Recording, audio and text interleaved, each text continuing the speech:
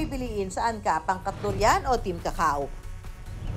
Kung ayaw maging bias, biyay na sa Bukidnon para di na kailangan pang mamili sa dalawang sikat na prutas ng Pilipinas. Prutas na 2-in-1, durian na, kakao pa. Sa unang tingin kasi mapagkakamalang kakao ang prutas na ito. Pero kapag binuksan, ang loob abay mukha namang durian. Ano ba talaga kuya? Kakao na durian o durian na kakao? Ang amoy ay meron talagang konting durian, yung lasa parang papaya, melon at konting durian. I wonder, ano ang prutas na ito?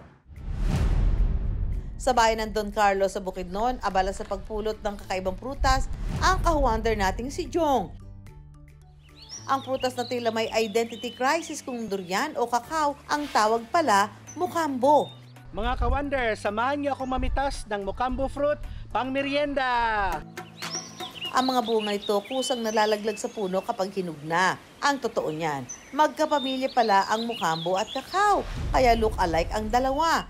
Hindi man daw talaga OG ang mukambo dito sa Pilipinas, mabilis na raw nag-uusbungan ang lahi nito. Ang origin niya is South America, sa may Central America, sa Mexico, sa may Amazon area. Isa siyang distinct species, hindi siya hybrid ng between durian at kakao. Kasi ang durian, iba po talaga siya. Mas malapit po siya sa kakao. Ayon pa sa ka-wonder nating si Jong, 1990s daw nung una niyang makita ang puno ng mukambo sa Bukidnon. Dahil mahilig siya sa halaman, kumuha siya ng buto nito at nagtanim. Ang mukambo po ay namumunga siya mga 4 years after planting.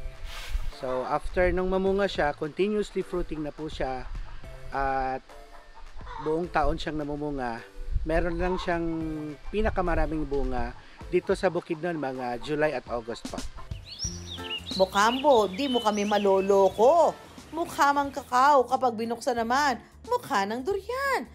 Kaya mga taga Bukidnon, tinatawag din itong durian kakao fruit. Kung mapanlin lang ang hitsura, daanin na yan sa tikiman. Ang amoy ay meron talagang konting durian, yung lasa parang papaya, melon at konting durian. Kung panalo na sa sarap ang laman ng mukambo, ang buto raw nito ginagawa nilang kutkutin. Ito po ang kanyang laman at ito po yung ready to roast na beans niya. Sa mahinang apoy, tutustahin lang ang mga buto ng mukambo. Nagsa-start na po siyang roast, maluto. 10 minutes, ganito na po ang kanyang itsura. Ipagpatuloy lang ang pag-roast nito sa loob ng 10 minuto. Ayan na, mabango na po yung ating roasted mukambo nut. Tikiman time na! Para siyang boiled na liso ng langka. Masarap sa pang snack. Para siyang roasted naman pwede pang merienda.